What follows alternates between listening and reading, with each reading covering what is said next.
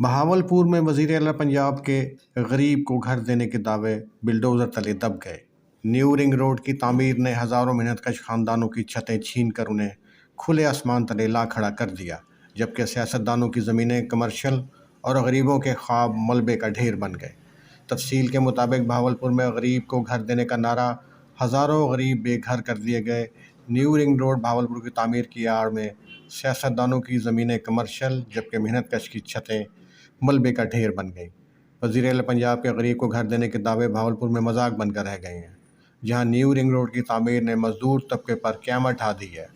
ترقی کے نام پر ہزاروں محنت کش خاندانوں کے گھروں پر بلڈوزر چلا دیے گئے اور انہیں کھلے آسمان تلے لا کھڑا کیا، جبکہ حکومتی وعدے کاغذی ثابت ہوئے۔ نیو رنگ روڈ منصوبے کی زد میں آنے والی کچی آبادیوں میں برسوں سے آباد غریب خاندانوں کے کچے پکے مکان مسمار کیے جانے لگے۔ نہ متبادل رہائش دی گئی، نہ معاوضہ اور نہ ہی کوئی ریلیف، جس کے باعث متاثرین کی زندگیاں اجڑ کر رہ گئی ہیں۔ خواتین، بچے اور بزرگ سردی میں سڑکوں پر بیٹھنے پر مجبور ہیں، جبکہ روزی روٹی کا واحد سہارا بھی چھن چکا ہے۔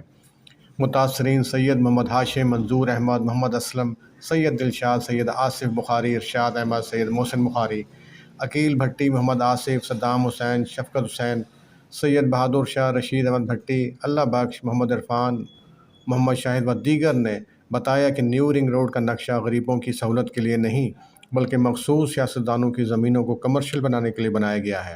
انہوں نے الزام عائد کیا کہ بااثر افراد کی زمینیں بچا لی گئیں، جبکہ کچی آبادی کے غریبوں کے گھروں کو نشانہ بنا کر انہیں بے گھر کر دیا گیا۔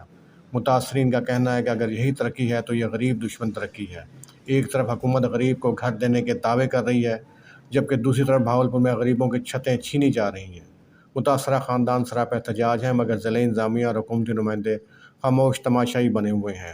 متاثرین اور شہری حلقوں نے وزیر اعلیٰ پنجاب مریم نواز شریف سے فوری نوٹس لینے، نیو رنگ روڈ سے متاثرہ محنت کش خاندانوں کو متبادل رہائش، مالی معاوضہ اور انصاف فراہم کرنے کا مطالبہ کیا ہے۔